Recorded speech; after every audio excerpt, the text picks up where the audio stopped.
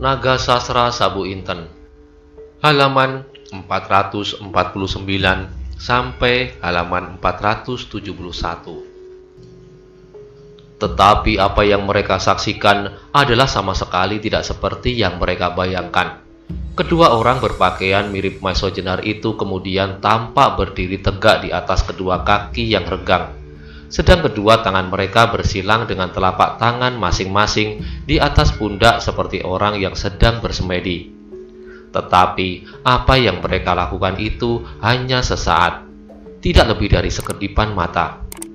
Setelah itu, segera mereka berloncatan dan bergerak, mirip dua ekor Raja Wali yang menyambar-nyambar dengan dahsyatnya. Tetapi tak seorang pun yang mengetahuinya bahwa kedua orang itu telah mempergunakan ilmu yang mereka namakan naga angkasa. Ilmu yang telah mereka ciptakan bersama setelah mereka bertahun-tahun menekuni dan mempelajari gerak dari binatang-binatang di udara. Sehingga akhirnya mereka menemukan suatu kedahsyatan dari gerak burung Raja Wali yang mereka gabungkan dengan kelembutan gerak seekor ular yang sanggup membelit, melingkar dengan lemasnya. Dilambari dengan kekuatan batin yang sempurna dari kedua orang yang tak dikenal itu, maka naga angkasa merupakan suatu ilmu yang sukar untuk diperbandingkan. Karena itu, beradunya ilmu-ilmu yang dahsyat itu kemudian menimbulkan suasana yang hampir tak dapat digambarkan. Macan liwung, alas kobar, dan naga angkasa. Di dalam lingkaran pertempuran itu terjadilah benturan-benturan yang mengerikan. Meskipun mereka tidak bersenjata, sentuhan tubuh-tubuh mereka dengan ilmu mereka masing-masing telah melebihi berdentangnya senjata.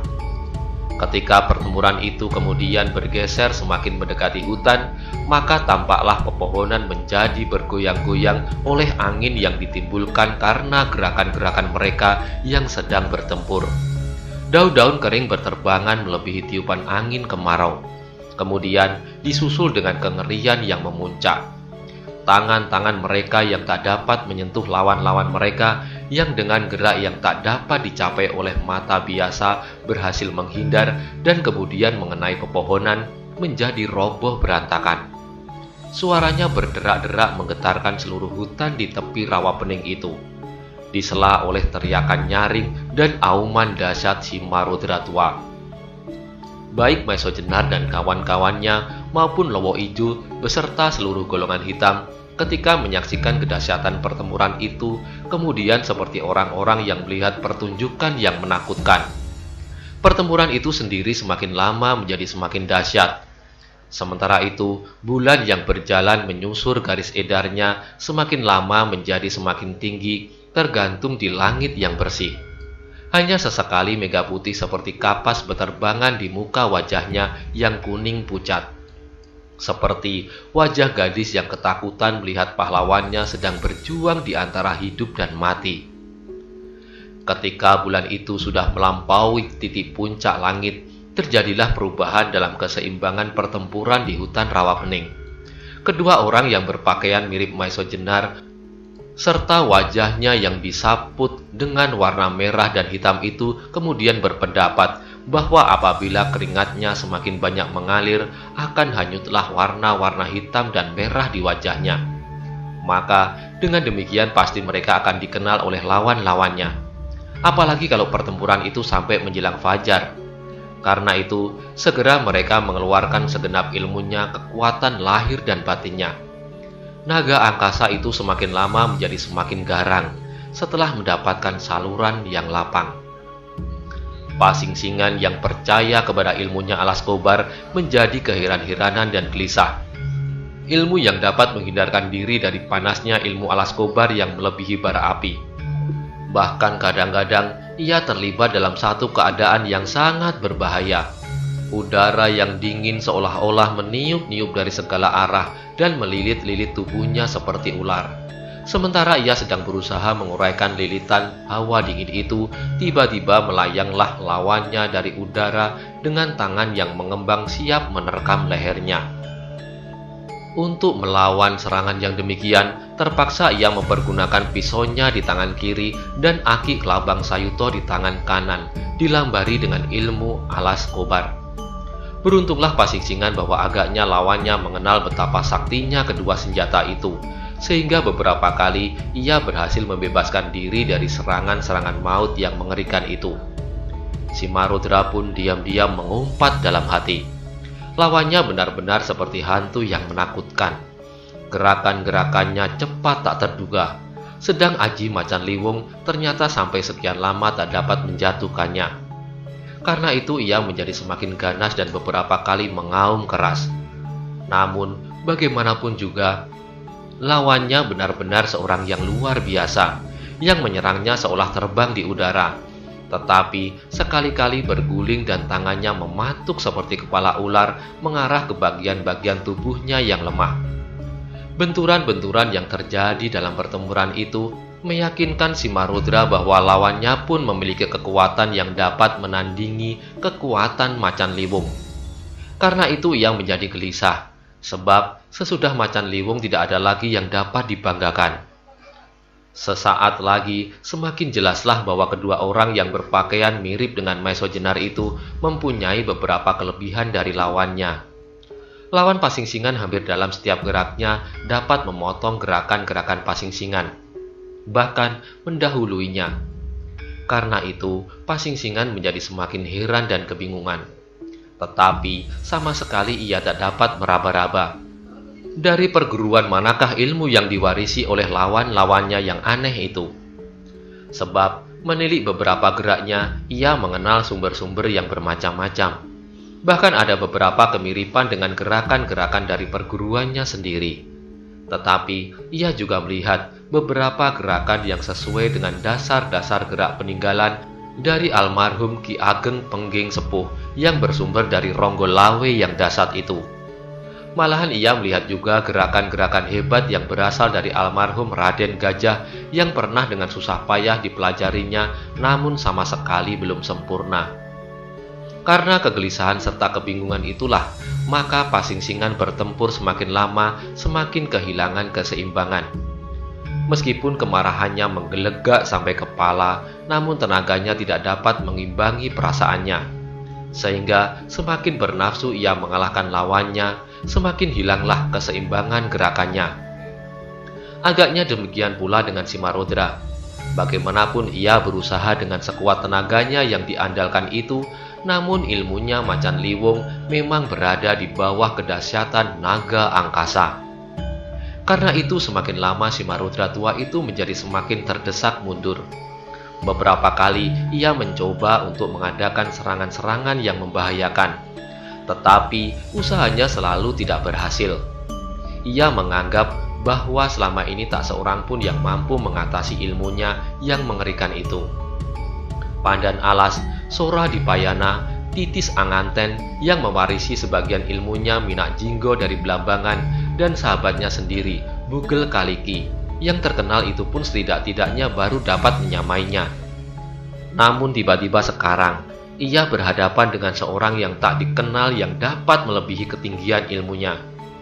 Meskipun wajah orang-orang itu tak jelas baginya, namun pasti bahwa mereka bukan orang dari Pandan Alas beserta para sahabat-sahabatnya. Karena itu, hatinya lambat laun menjadi kecil pula. Ia masih mempunyai banyak pekerjaan yang harus diselesaikan. Apabila ia sampai dilibat oleh lawannya sehingga ia benar-benar dibinasakan, maka segala rencananya akan pudar. Bagaimanapun, seperti juga Pasingsingan, ia berkeinginan melihat muridnya, bahkan anaknya sendiri, menjadi orang yang berkekuasaan besar. Itulah sebabnya ia bekerja mati-matian untuk mendapatkan keris-keris Kiai Naga Sasra dan Sabu Inten dengan sekutunya Pasingsingan. Meskipun ia sadar bahwa kemudian Pasingsingan pasti akan mengusahakan agar keris itu dapat dimiliki oleh murid kesayangannya, Lowo Ijo. Karena itu, baik Simarudra maupun Pasingsingan merasa bahwa bagaimanapun mereka tak akan mampu untuk mengalahkan lawannya. Ia tidak berani memerintahkan kepada Lowo Ijo dan kawan-kawannya untuk ikut serta dalam pertempuran itu, sebab bahayanya akan besar sekali apabila mereka sampai tersentuh kesaktian ilmu lawannya. Apalagi dengan demikian, Maisojenar dan kawan-kawannya pasti tidak akan tinggal diam.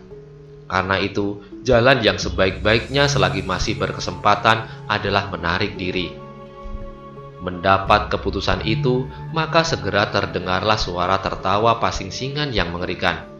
Suara itu tergetar di antara gerak-geraknya yang semakin terdesak itu. Maisojenar dan kawan-kawannya terkejut mendengar suara pasing-singan, yang seolah-olah mendapat suatu kemenangan yang gemilang.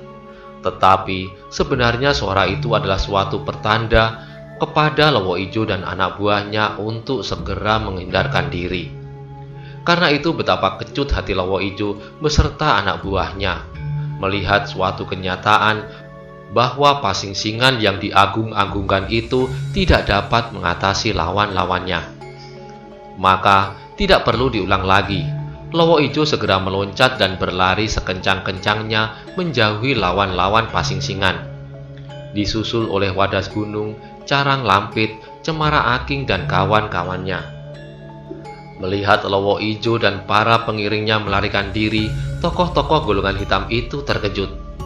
Segera mereka sadar bahwa keadaan menjadi sangat genting. Apalagi ketika kemudian terdengar geram Simarodra seperti merintih-rintih, dan kemudian disusul dengan lenyapnya suami istri Simarodra muda menyusup ke dalam hutan. Maka pemimpin-pemimpin gerombolan hitam itu tidak menunggu lebih lama lagi. Segera mereka dengan pengiring-pengiring mereka berlari-lari menyelamatkan diri mereka masing-masing. Melihat peristiwa itu, Maisojenar dan kawan-kawannya menjadi keheran-heranan. Mereka sama sekali tidak dapat mengetahui apakah yang terjadi. Sesaat kemudian, terdengarlah orang-orang yang berpakaian seperti Maisojenar itu tertawa nyaring. Sedang seolah mereka menjadi semakin lincah dan berbahaya. Akhirnya, Simarudra merasa bahwa tidak ada gunanya ia bertahan lebih lama lagi. Mungkin ia masih dapat bertempur sampai sehari. Namun, kesudahannya akan sudah pasti, yaitu lawannya akan dapat membinasakannya. Karena itu, dengan mengaum hebat, ia meloncat undur dan setelah itu dengan kecepatan yang mungkin dicapainya, ia berusaha untuk menyelamatkan diri. Melihat Simarudra itu berlari seperti terbang meninggalkannya, lawan Simarudra itu tertawa kembali. Tetapi sama sekali ia tidak berusaha untuk mengejarnya. Berbeda dengan lawan pasing-singan. Ketika pasing-singan tinggal seorang diri, ia pun segera berusaha untuk melepaskan diri dari pertempuran itu. Namun, lawannya sama sekali tidak memberi kesempatan. Bahkan akhirnya dengan mengerahkan segenap tenaganya lahir dan batin, dilambari dengan ilmu naga angkasa, lawan pasing-singan itu berhasil melibat tubuh pasing-singan dengan gerak-geraknya yang mirip dengan gerak ular, tetapi yang kadang-kadang seperti seekor burung Raja Wali yang meniup menyambar-nyambar. Mengalami peristiwa itu, pasing-singan menjadi bingung. Keringat dinginnya mengalir membasahi jubah abu-abunya. Dengan segenap kekuatannya, ia mencoba bertahan dan melindungi dirinya dengan belati panjangnya yang bernama Kiai Suluh, serta Aki Kelabang Sayuto yang dibarengi dengan ilmunya alas kobar dan gelap ngampar. Namun naga angkasa itu seperti hantu saja yang berada di segala tempat dan menyerang dari segala penjuru. Pasing-singan mengeluh di dalam hati. Karena itulah maka pemusatan pikirannya sedikit demi sedikit menjadi terurai.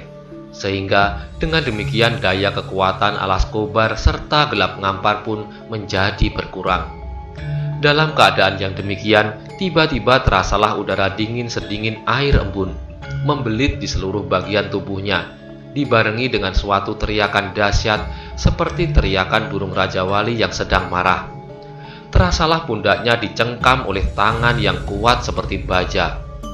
Dengan cepat, ia menggerakkan pisau panjangnya, tetapi sama sekali tak mengenai sesuatu.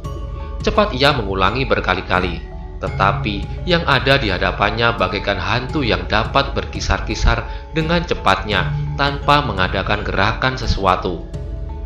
Bahkan akhirnya tangan yang sekuat baja itu berhasil menangkap tangannya dan dipilihnya ke belakang. Pasing-singan merasakan suatu keanehan membersih di dalam dadanya, bahwa di dunia ini ada kekuatan seperti itu, yang sama sekali tak diduganya semula. Sebenarnya, ia sendiri merasakan bahwa ilmunya tidak usah terlalu jauh kalah dari ilmu lawannya. Hanya kekuatan orang itu agaknya yang luar biasa. Dengan mengerahkan segenap kekuatannya yang terakhir, Pasingsingan mencoba untuk melepaskan diri. Namun, orang itu agaknya mengerahkan segenap kesaktiannya pula untuk dapat tetap menguasai Pasingsingan. Maiso Jenar dan kawan-kawannya melihat kejadian itu dengan jantung yang berdegupan hebat. Meskipun mereka agak terguncang perasaan, namun timbul pula kebanggaan serta ketenteraman diri.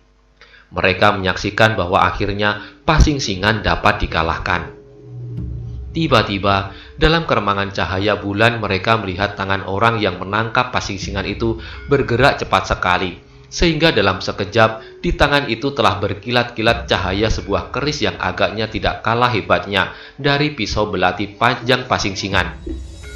Dengan penuh bernafsu, orang yang berpakaian mirip Maiso Jenar itu mengayunkan kerisnya untuk menembus dada Pasingsingan. Tetapi kembali Maiso Jenar dan kawan-kawannya dikejutkan oleh bayangan yang melontar ke arah mereka yang sedang bertempur itu. Ia adalah orang yang satu lagi, yang berpakaian mirip Maiso Jenar, yang tadi bertempur dengan si Marudra. Dengan cekatan, ia menangkap tangan kawannya yang memegang keris yang hampir saja memusnahkan orang yang memakai kedok jelek berjubah abu-abu dan menamakan diri Pasingsingan. Orang itu agaknya terkejut, sehingga pegangannya mengendor. Kesempatan ini agaknya dapat dipergunakan Pasingsingan dengan baik. Cepat ia berusaha membebaskan diri, dan dalam sekejap tampaklah ia seperti terbang berlari menyusup ke dalam hutan. Jubahnya yang abu-abu melambai-lambai ditiup angin malam. Namun hanya sesaat, karena sesaat kemudian ia telah lenyap di telan lebatnya hutan.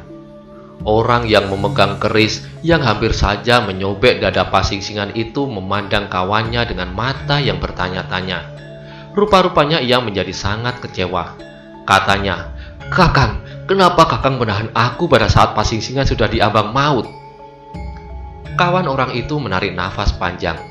Perlahan-lahan ia melangkah menjauh. Matanya yang sayu dilemparkannya ke arah purnama yang dengan tenangnya mengambang di langit yang bersih. Hanya kadang-kadang saja tampak beterbangan kelelawar-kelelawar yang sedang mencari mangsa.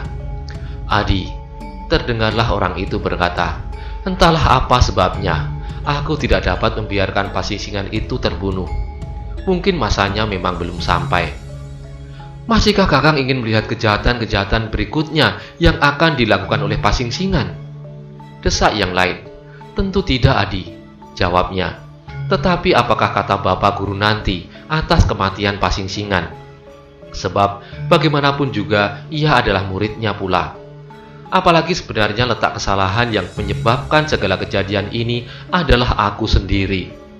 Kalau terjadi kejahatan-kejahatan, maka sebenarnya semuanya itu bersumber pada diriku, bersumber pada pemuasan nafsu yang tiada mengenal batas. Karena itulah, maka hukuman yang sepantasnya adalah dibebankan kepadaku." "Kau terlalu perasa, Kakang. Kalau suatu kota tenggelam dilanda banjir, bukanlah mata air yang harus memikul beban kesalahannya.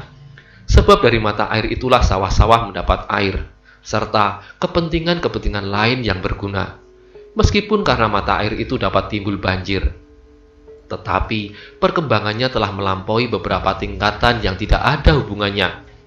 Air yang mengalir ke lautan menjadi mendung dan kemudian hujan lebat, barulah terjadi banjir. Untuk mencegah banjir itu, haruskah orang-orang menutup segenap mata air?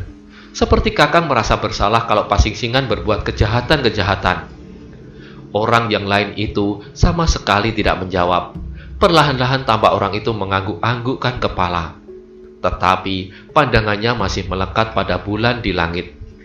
"Kakang," orang yang satu melanjutkan, "aku persilahkan Kakang melenyapkan perasaan itu. Perasaan yang menyalahkan diri tanpa batas. Suatu pengakuan yang demikian tidak akan menguntungkan bagi Kakang, bagi orang lain, dan bagi bebrayan agung." "Sudahlah, Adi," potong yang lain. Nada suaranya jauh dan dalam. "Aku tahu akan perasaanmu, suatu rasa kesetiaan dan kecintaanmu kepada saudara tua.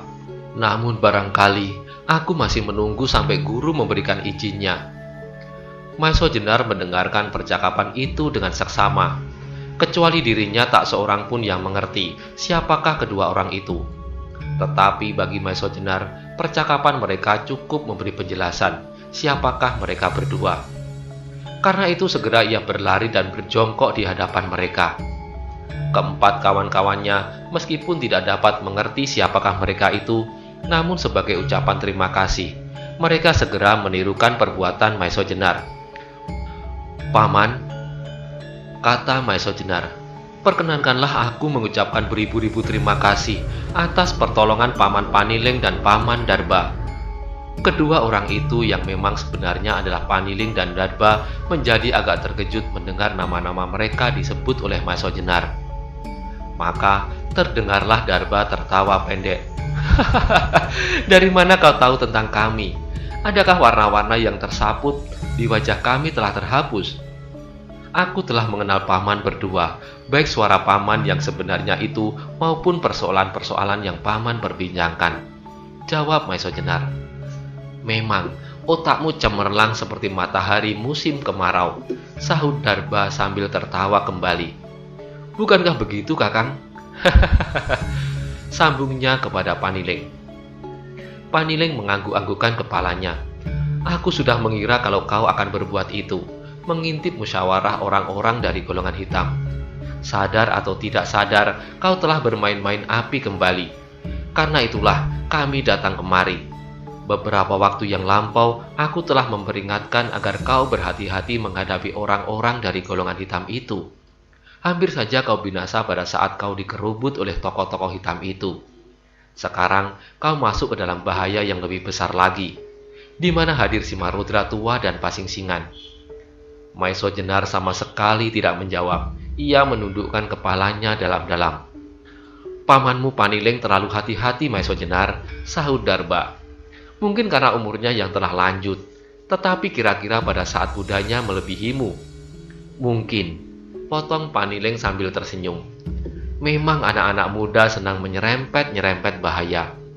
Dan karena itulah mereka mencapai kemajuan-kemajuan," sambung Darba. "Karena dengan pengalaman-pengalaman mereka, masa depan seakan-akan telah diratakan. Sedang bagi mereka yang tidak berani menempuh bahaya, tak sesuatu apapun yang akan bisa dicapainya."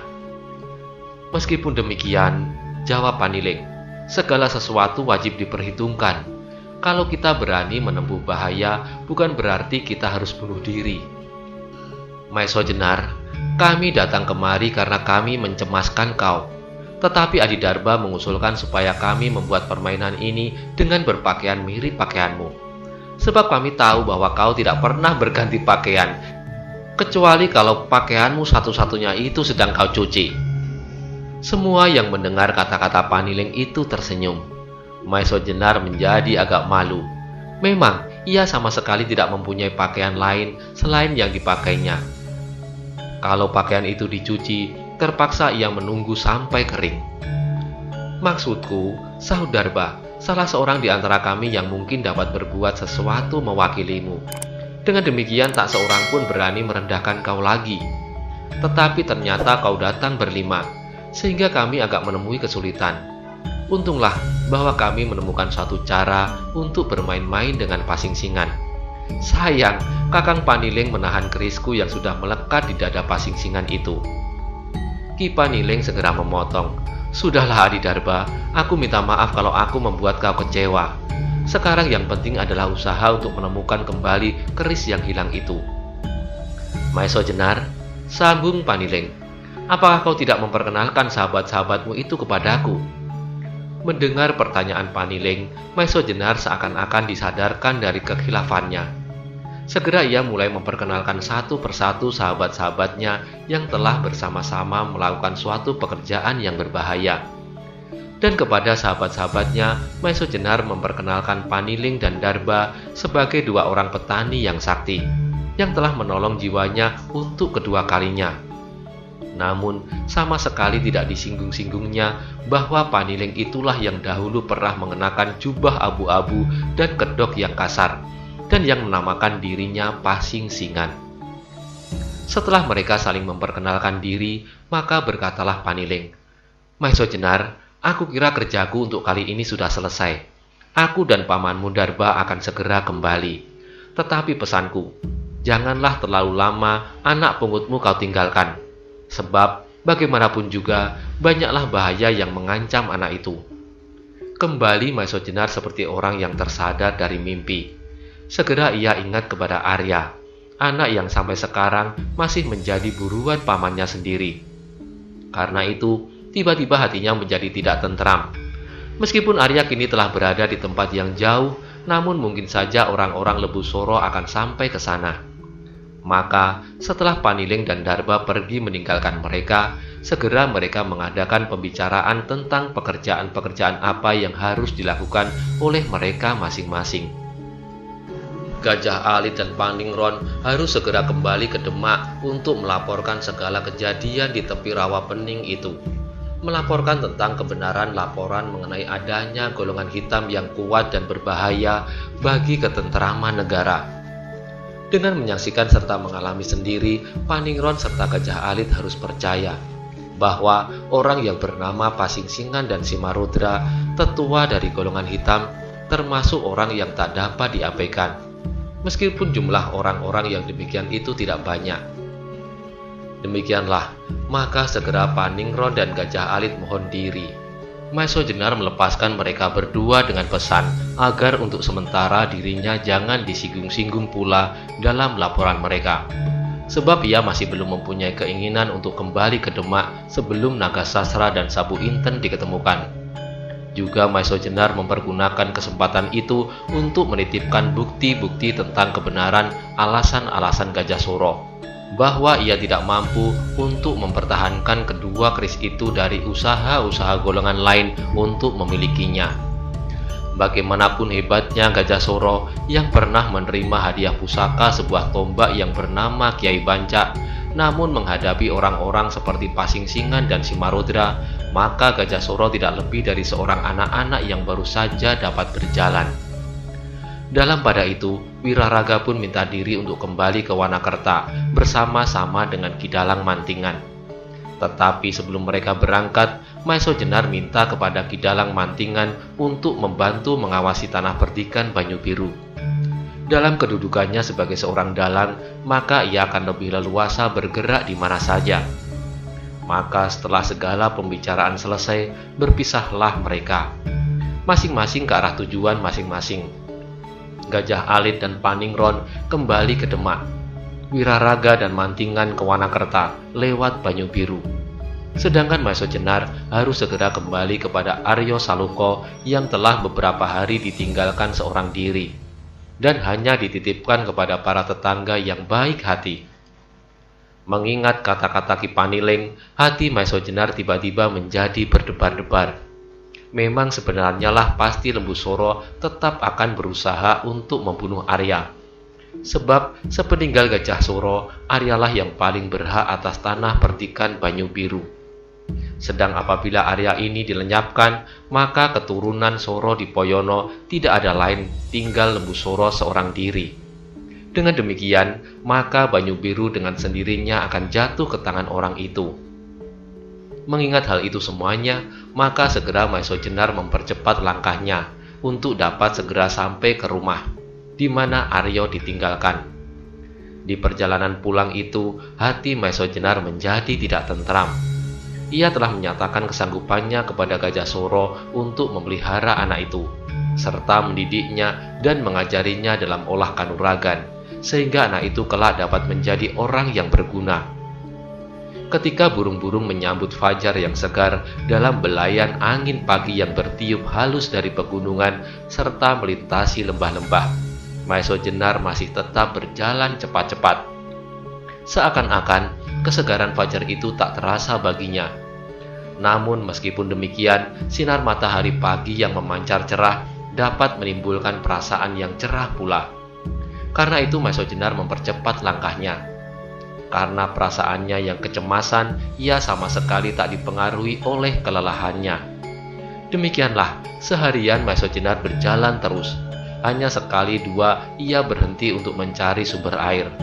apabila terasa lehernya disekat dahaga. Serta kemudian untuk beberapa saat ia menyegarkan tubuhnya dengan duduk-duduk sejenak. Hanya sejenak, sebab ia tidak dapat membiarkan perasaannya diburu oleh kegelisahan. Karena itu, dengan tergesa-gesa, segera Maisojenar melanjutkan perjalanannya pula. Demikian pula ketika matahari yang lelah setelah menempuh peredarannya sehari penuh itu menjelang garis pertemuan langit dan bumi, serta sebentar lagi seolah-olah tenggelam di telan garis pemisah itu. Maisojenar sama sekali tidak peduli.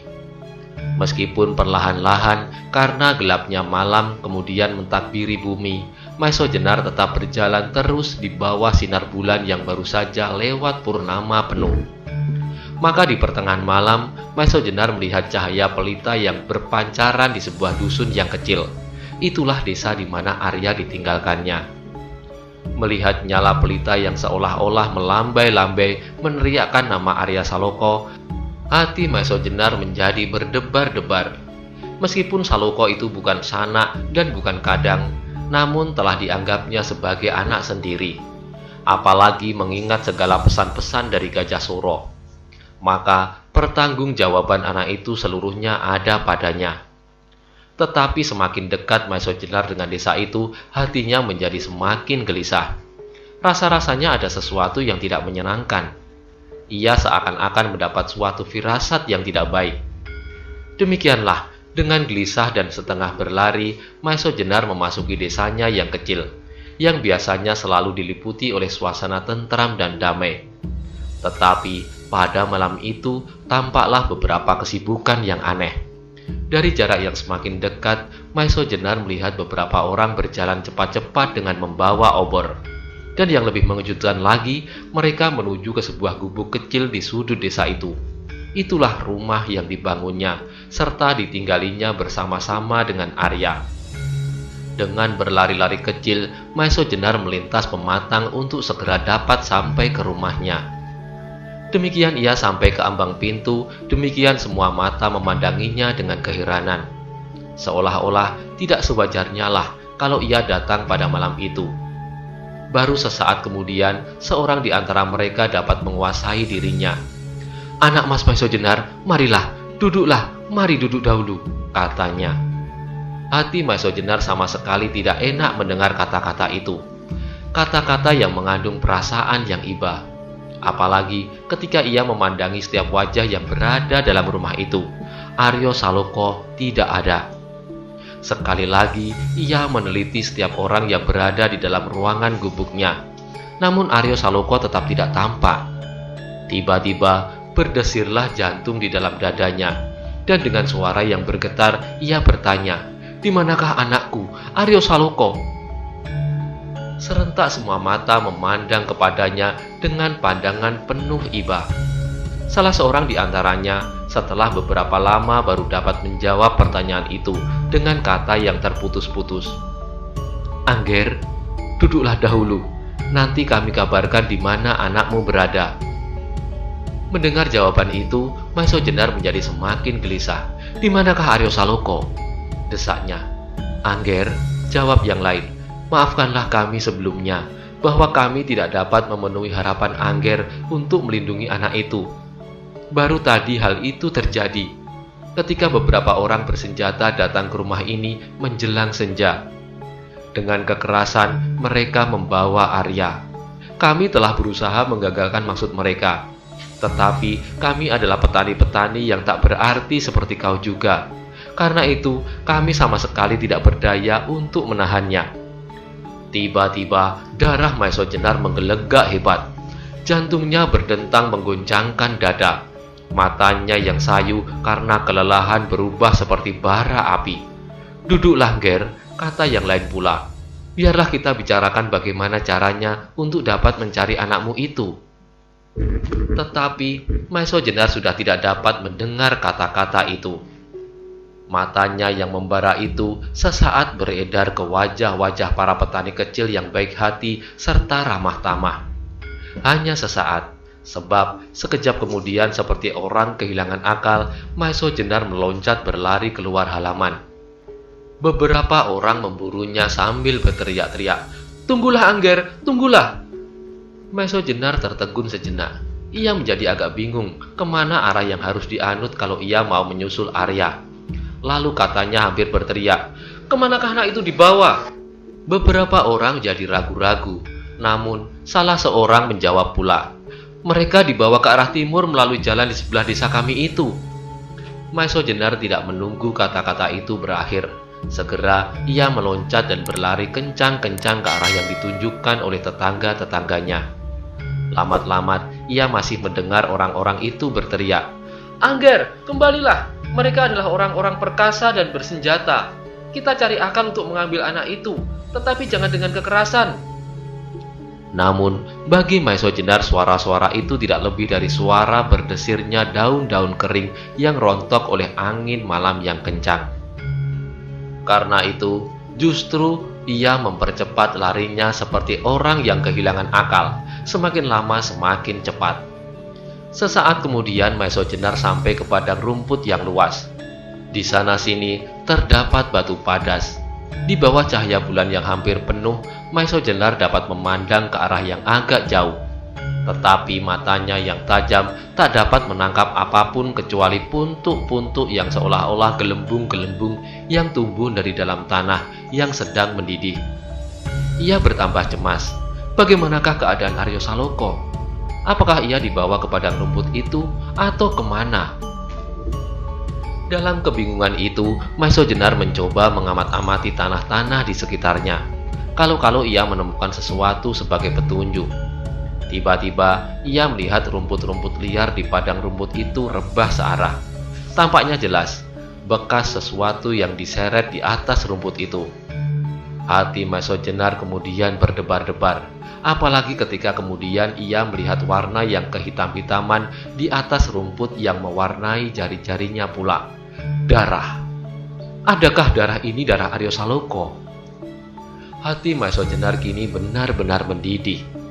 Maesho Jenar yakin pasti terjadi sesuatu yang tak menyenangkan atas anak itu.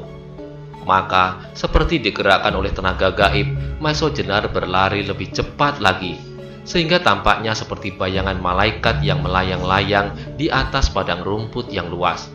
Ia tidak tahu sudah berapa lama ia berlari. Tetapi, tiba-tiba Maesho Jenar berhenti berlari. Dilihatnya agak jauh di depannya sebuah bayangan yang bergerak perlahan-lahan.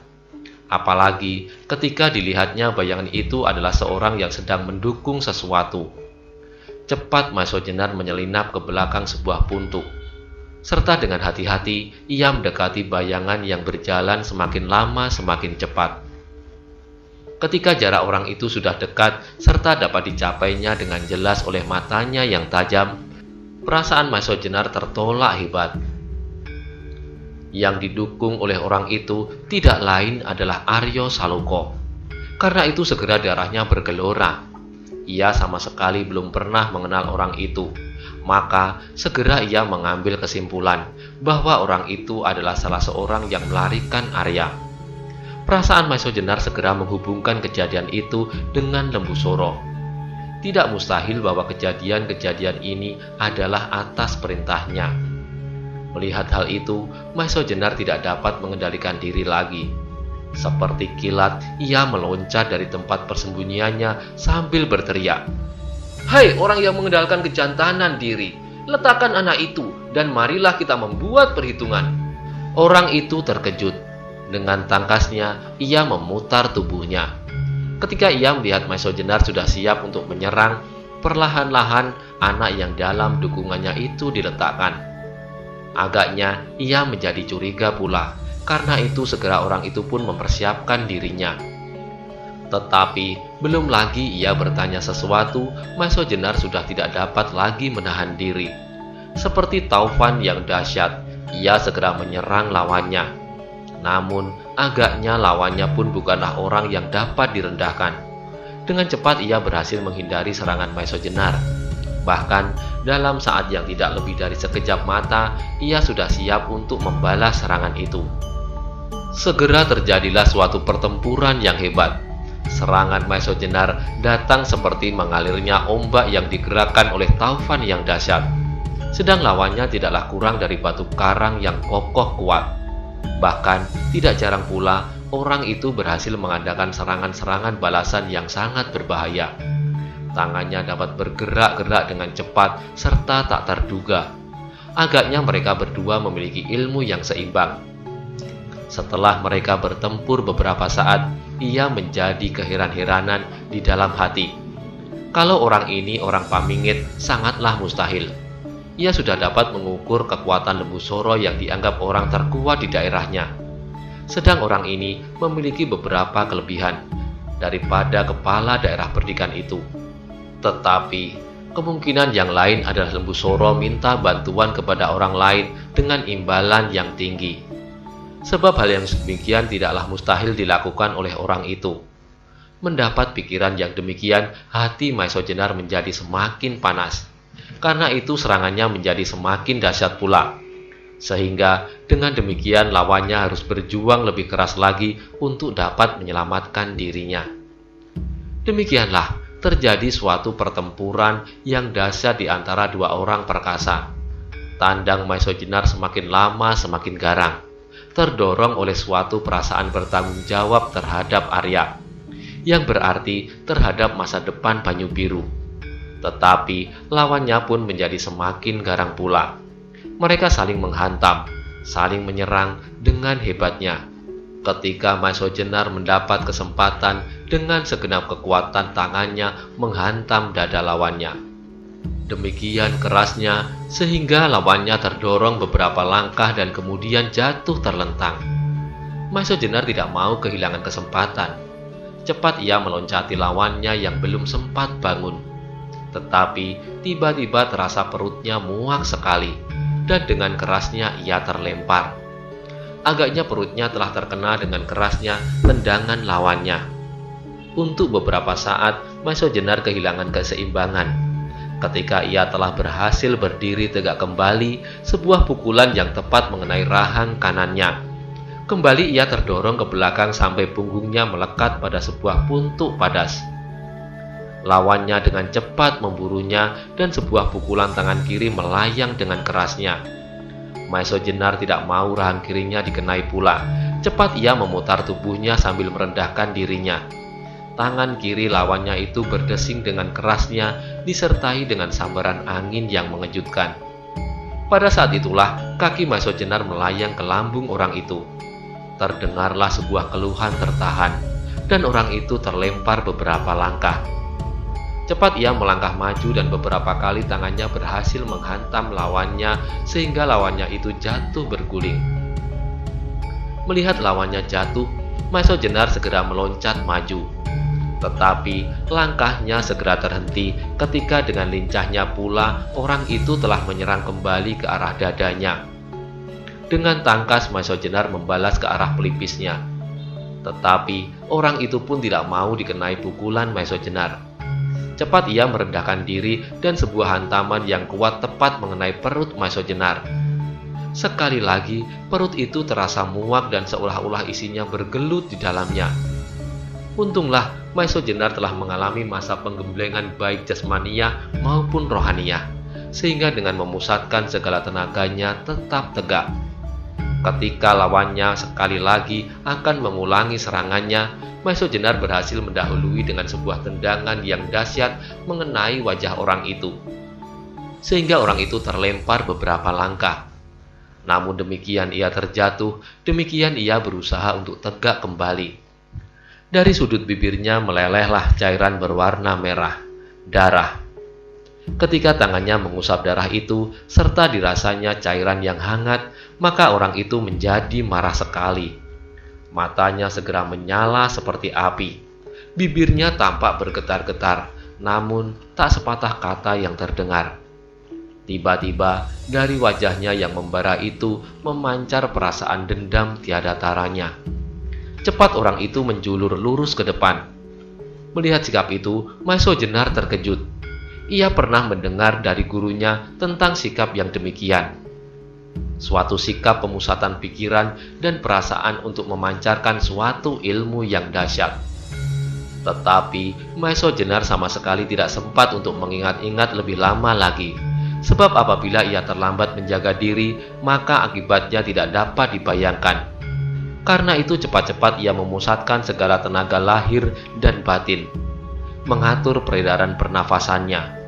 Satu kakinya diangkat dan ditekuk ke depan, sedang sebelah tangan menyilang dada, dan yang satu lagi diangkatnya tinggi-tinggi. Peristiwa seterusnya hanya terjadi dalam sekejap. Lawan Maesho Jenar itu meloncat maju, dan dengan telapak tangannya ia menghantam dahsyat sekali. Tetapi pada saat itu Maesho Jenar telah mengayunkan tangannya pula, sehingga berbenturanlah sisi telapak tangannya dengan telapak tangan lawannya. Terjadilah suatu benturan yang tidak terkira dahsyatnya. Suaranya berdentam seperti sebuah ledakan, dan akibatnya pun hebat pula. Kedua-duanya terlempar beberapa langkah surut, dan kemudian mereka jatuh terguling untuk kemudian beberapa saat pandangan mereka menjadi gelap, dan hilanglah kesadaran mereka. Pada saat itu pecahlah fajar di langit. Warna yang kemerah-merahan membayang di ujung timur, diantar oleh kokok ayam hutan saling bersahutan. Angin pagi yang segar berhembus silir menggerakkan batang-batang ilalang yang seolah-olah menari kegirangan menyambut datangnya pagi yang segar. Dalam kesegaran angin pagi itu, dari arah timur berlarilah seekor kuda tidak terlalu cepat. Penunggangnya yang berwajah tampan beberapa kali selalu mengamat-amati jalan yang akan dilewati. Agaknya ia sedang menuruti jejak dari seekor kuda. Dalam cahaya fajar, rupa-rupanya penunggang kuda itu harus memperhatikan bekas-bekas itu dengan seksama. Tetapi arahnya adalah tepat kepada dua orang yang masih terbaring tak sadarkan diri. Ketika penunggang kuda itu telah semakin dekat, dan ketika tiba-tiba matanya yang bercahaya itu melihat kedua orang yang terbaring tak bergerak, maka ia menjadi sangat terkejut. Cepat ia meloncat turun mengamat-amati lawan Maesho Jenar. Dengan wajah yang cemas, ia meraba-raba dada orang itu, menggerak-gerakkan tangannya dan mengendorkan ikat pinggang kulit yang melilit di perutnya. Setelah itu, perlahan-lahan ia mendekati Maesho Jenar. Alangkah terkejutnya ia pada saat ia melihat siapakah yang terbaring pingsan itu, sehingga terloncatlah suaranya yang lunak halus, "Kakang Maesho Jenar?" Setelah itu, ia menjadi kebingungan dan tidak tahu apa yang harus dilakukan. Apalagi ketika ia sadar bahwa pasti telah terjadi pertempuran di antara mereka berdua.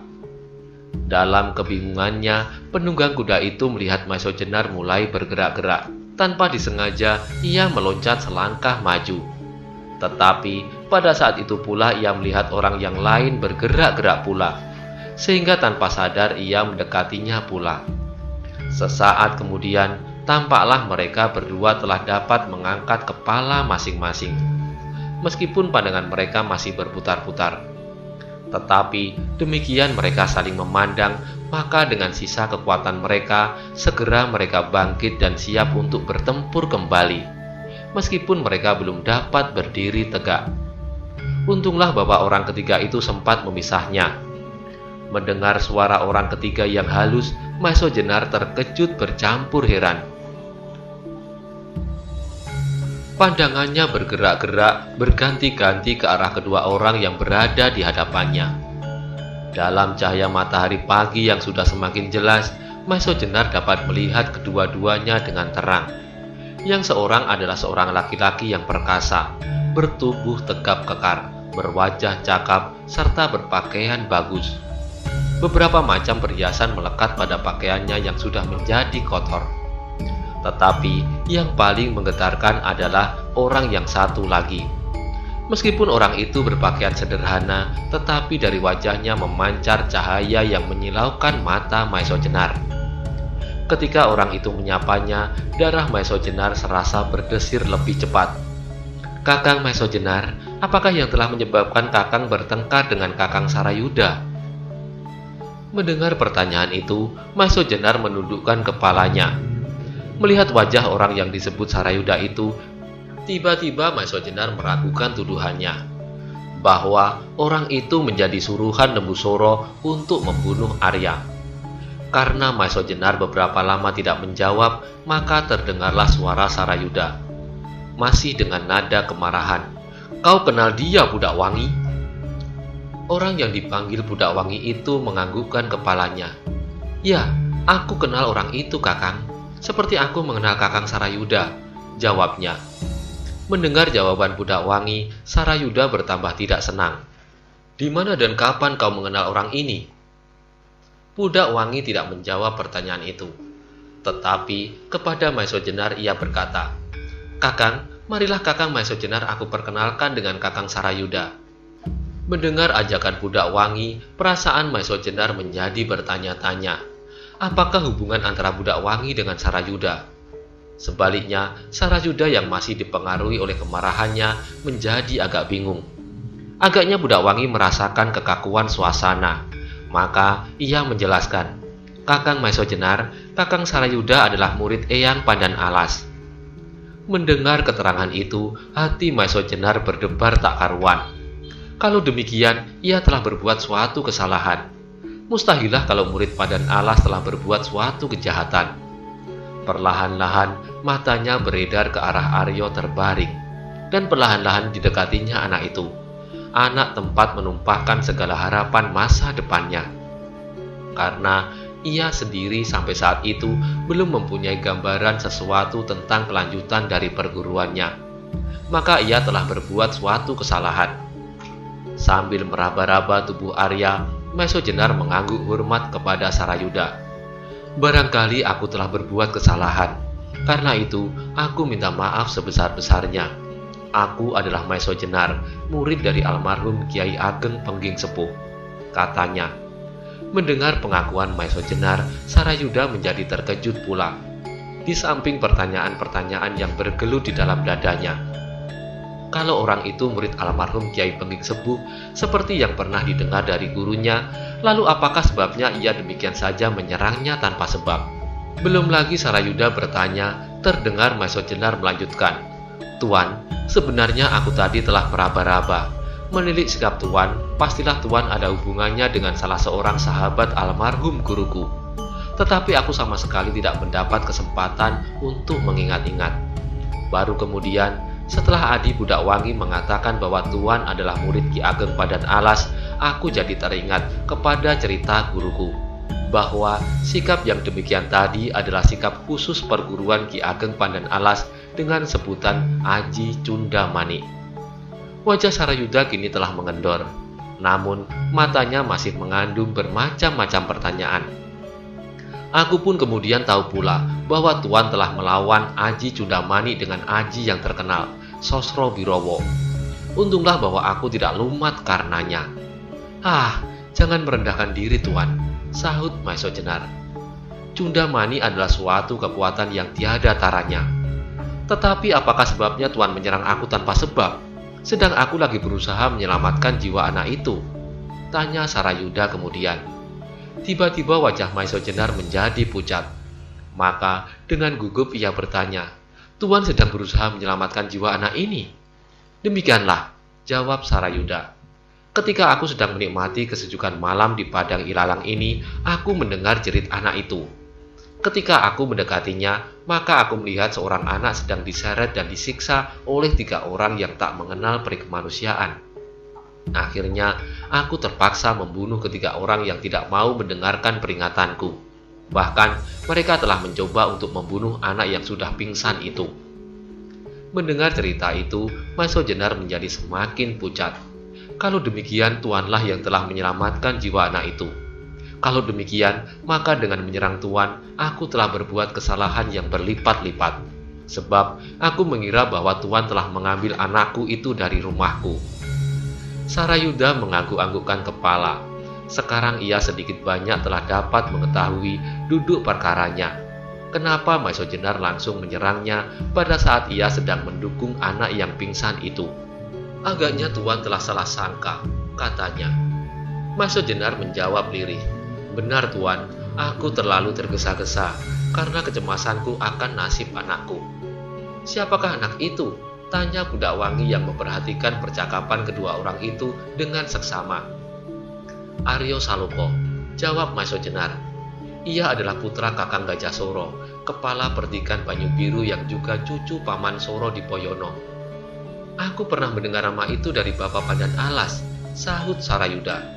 Dan untunglah bahwa aku telah menjumpai mereka orang-orang yang mencoba mengganggunya. Kemudian Maisojenan menceritakan segala sesuatu yang telah terjadi atas Arya. Dan suatu kebetulan yang tak disangka-sangka bahwa kemudian ia bertemu dengan murid Ki Ageng Pandan Alas. Sarayuda dan Budak Wangi mendengarkan kata-kata Maisojenar itu dengan seksama. Sampai akhirnya Maisojenar berkata, "Aku minta maaf Tuan bahwa aku telah menyerang Tuan. Untunglah bahwa Tuan adalah orang perkasa. Kalau sampai terjadi sesuatu atas diri Tuan, maka aku akan menanggung dosa yang tiada taranya." Sarayuda tersenyum hambar. Bagaimanapun juga, ia masih agak jengkel kepada Maisojenar. Tetapi, mendengar keterangan Maisojenar, ia dapat mengerti sepenuhnya. Perasaan apakah yang mendorongnya sehingga ia berbuat demikian? Kemudian, atas persetujuan mereka bersama, Arya segera didukung oleh Budak Wangi di atas kudanya, dan segera dilarikan ke tempat pemondokannya, untuk segera mendapat perawatan yang lebih baik. Sedang Sarayuda dan Maisojenar berjalan menyusulnya. Meskipun mereka kemudian terpaksa kembali dengan membawa alat-alat untuk mengubur orang-orang yang terbunuh oleh Sarayuda. Mereka pergi ke sebuah bukit, di mana Ki Ageng Pandan Alas membangun sebuah gubuk sebagai tempat peristirahatan. Di sebelahnya terbentang sebuah tanah pategalan yang luas milik orang-orang padepokan di bukit itu pula. Sebagai seorang yang sedang melakukan tugas yang diliputi oleh rahasia, maka Ki Ageng Pandan Alas pun merahasiakan dirinya pula. Di padepokan itu, Ki Ageng Pandan Alas pun merahasiakan diri. Di padepokan itu, Ki Ageng Pandan Alas diterima sebagai seorang penduduk yang baik hati, beserta cucunya seorang pemuda pemalu yang tidak pernah keluar dari gubuknya. Kadang-kadang Ki Ageng Pandan Alas yang menamakan dirinya Ki Punjung pergi beberapa hari untuk mendapatkan keterangan tentang keris naga sastra dan sabu inten. Namun, sampai beberapa minggu kedua keris itu masih diliputi oleh takbir kegelapan. Sedang apabila Ki Ageng Pandan Alas berada di rumah, maka hampir setiap saat, siang dan malam, ia membentuk Budak Wangi yang sebenarnya adalah Roro Wilis untuk menjadi seorang yang berilmu. Ia ingin merebut kembali ayah Roro Wilis dari dunia kejahatan dengan mempergunakan keperwiraan Roro Wilis yang diharapkan dapat menandingi ibu tirinya, anak Simarudra tua dari Lodaya. Dalam pondok itulah Roro Wilis mengalami penggemblengan. Beberapa lama kemudian datanglah seorang pemuda dari Gunung Kidul, Sarayuda, yang pada masa kanak-kanaknya menjadi kawan bermain Roro Wilis. Pemuda itu adalah murid Ki Ageng Pandan Alas. Ketika masa berguru sudah cukup, maka beberapa lama Sarayuda diajaknya merantau untuk mendapat pengalaman. Setelah beberapa lama kemudian, disuruhnya Sarayuda kembali ke Gunung Kidul untuk menerima warisan orang tuanya, yaitu kedudukan sebagai demang di Gunung Kidul. Pada saat Roro Wilis menjadi dewasa, Sarayuda merasa bahwa persahabatannya dengan Roro Wilis telah mengalami perubahan. Perasaannya sebagai pemuda kadang-kadang tersentuh-sentuh dengan tajamnya. Tetapi belum lagi Sarayuda mengatakan sesuatu, terjadilah malapetaka yang menimpa Roro Wilis. Ibunya meninggal dunia. Terpaksa ia menyabarkan diri untuk beberapa saat, sehingga masa berkabung itu lampau. Tetapi tanpa diduganya, pada suatu hari Roro Wilis pergi meninggalkan Gunung Kidul. Tak seorang pun yang mengetahui kemana arah tujuannya. Meskipun Sarayuda telah memerintahkan beberapa orang untuk mencarinya, namun selalu sia-sia. Karena itu, untuk memenuhi tuntutan perasaannya yang tak dapat dibendung lagi, maka pada suatu hari Sarayuda sendirilah yang pergi untuk menemukan Roro Wilis. Karena Sarayuda memiliki pengalaman yang cukup, maka meskipun dengan susah payah bertanya ke sana kemari, akhirnya ia mendapatkan beberapa keterangan yang meskipun samar-samar tentang seorang gadis yang berjalan seorang diri. Tetapi untuk beberapa lama ia kehilangan jejak. Ia telah mencoba mencari Ki Ageng Pandan Alas ke Pliridan, Wanasaba, dan ke tempat-tempat yang pernah dikunjunginya dahulu. Namun Ki Ageng Pandan-alas tidak dapat ditemuinya. Ia yakin bahwa Ki Ageng Pandan-alas tidak akan membiarkan cucunya itu merantau tanpa tujuan. Pada suatu saat pasti Roro Wilis akan berada bersama-sama dengan Ki Ageng Pandan-alas. Pada suatu saat di lereng Gunung Sumbing, pada saat ia sedang beristirahat di sebuah gua yang pernah dikunjunginya bersama dengan gurunya, datanglah seorang yang juga akan berteduh di tempat itu. Dan ternyata orang itulah Ki Ageng Pandan-alas. Betapa girang hati Sarayuda bertemu dengan gurunya tanpa disangka-sangka. Seterusnya Sarayuda menyertai Ki Ageng Pandan-alas kembali ke pondoknya, ke tempat ia meninggalkan Roro Wilis yang telah berubah menjadi budak wangi. Namun, bagaimanapun bagi Sarayuda, baik Roro Wilis maupun budak wangi sama sekali tidak ada bedanya. Maka, untuk beberapa lama Sarayuda tinggal bersama-sama dengan Ki Ageng Pandan-alas dan budak wangi, untuk mendapat kesempatan pada suatu saat melahirkan perasaannya kepada Roro Wilis. Pada malam itu, ketika udara malam yang sejuk membelai gubuk kecil tempat tinggal Ki Ageng Pandan-alas bersama muridnya, Sarayuda tiba-tiba ingin melihat-lihat keadaan sekeliling bukit kecil itu. Maka segera ia menyiapkan kudanya, dan perlahan-lahan dinaikinya kuda itu tanpa tujuan. Tiba-tiba ketika kudanya sampai di padang terbuka, Sarayuda mendengar sayup-sayup jerit seseorang. Cepat-cepat ia memacu kudanya ke arah suara itu. Dan yang dilihatnya adalah seorang anak yang diseret oleh 3 orang yang agaknya sama sekali tidak berperi kemanusiaan. Sarayuda mencoba untuk mencegah serta bertanya tentang anak itu, apakah sebab musababnya. Tetapi sama sekali ia tidak mendapat jawaban. Malahan ketika orang itu menyerangnya bersama-sama, maka tidak ada jalan lain kecuali melawannya. Malahan akhirnya ketiga orang itu binasa. Ketika kemudian ia mengangkat anak itu dan akan dibawanya kembali, kudanya telah berlari mendahului.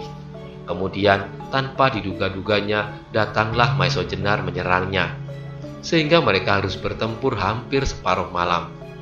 Kuda yang telah beberapa hari tinggal di rumah Ki Ageng Pandan-alas itu ternyata dapat menemukan jalan. Agaknya ia ketakutan dan terkejut ketika Sarayuda bertempur melawan 3 orang lawannya. Budak wangi yang mengetahui bahwa kuda itu pulang tanpa penumpang menjadi agak cemas. Karena itu, ia berusaha untuk mencarinya dengan menuruti jejak kudanya. Sehingga akhirnya dijumpainya Sarayuda dan Maiso Jenar bersama-sama pingsan. Untunglah bahwa budak wangi tidak terlambat, sehingga tidak terlanjur terjadi sesuatu. Di rumah Ki Ageng Pandan-alas, Arya mendapat perawatan yang baik. Ternyata Ki Ageng Pandan-alas mempunyai cukup pengetahuan pula dalam hal obat-obatan. Meskipun tidak begitu sempurna, namun karena usianya yang telah lanjut serta pengalaman yang luas, maka banyak pula dedaunan dan akar-akar yang membuat kesehatannya telah hampir pulih kembali. Atas permintaan Pandan-alas pula, maka Maiso Jenar untuk beberapa lama tinggal di rumah itu sambil menunggu Arya Saloka sampai benar-benar sembuh. Dalam waktu yang singkat itu, timbullah rasa persahabatan yang erat antara Maiso Jenar dengan Sarayuda, yang usianya hampir sebaya. Sarayuda mengagumi Maiso Jenar sebagai seorang yang cerdas, bersikap dewasa, serta banyak mempunyai cerita-cerita tentang kepahlawanan yang menarik. Sedang terhadap Sarayuda, Maiso Jenar merasa berhutang budi yang tiada taranya. Juga karena sikap Sarayuda yang berterus terang, yang memancar dari lubuk hati tanpa pamrih. Tetapi di samping itu, di samping perasaan yang bahagia karena Arya telah terselamatkan, dan karena ia berkesempatan bertemu dengan Ki Ageng Pandan-alas dan bersahabat dengan muridnya, namun ada pula perasaan lain yang menusuk-nusuk dada Maiso Jenar. Pertemuannya dengan budak wangi pada kesempatan yang sama sekali tak diduganya itu telah menimbulkan kenangan pada segenap peristiwa-peristiwa yang lalu. Pada saat pertemuannya yang mula-mula sekali di hutan Tambak Baya. Suatu perasaan yang berbahagia pada saat ia dapat menyelamatkan gadis itu dari tangan Joko Suko. Tetapi juga suatu kenangan yang seram pada saat gadis itu hilang. Hampir saja ia membunuh orang yang sama sekali tak bersalah. Mengingat hal-hal itu, Maiso Jenar tersenyum sendiri. Beberapa saat kemudian, Ki Ageng Pandanala sengaja mempertemukannya dengan seorang pemuda baru yang bernama Budak Wangi di Banyu Biru. Semuanya itu telah membuat Maiso Jenar selalu diganggu oleh kenangan yang susul menyusul, yang setiap kali terasa menggores jantungnya, serta meninggalkan bekas luka yang pedih. Apalagi sekarang, pemuda yang bernama Budak Wangi itu selalu berada di sekitarnya. Karena itu, maka hatinya tidak pernah merasa tentram. Bagaimanapun ia mencoba melupakan bayangan-bayangan yang selalu mengejarnya, serta bagaimanapun juga ia mencoba menasihati dirinya bahwa yang berada di rumah itu adalah seorang pemuda. Namun, ia tidak dapat membohongi diri, tidak dapat mencabut kembali pengertiannya bahwa Budak Wangi itu adalah Roro Wilis. Bersambung ke halaman 472.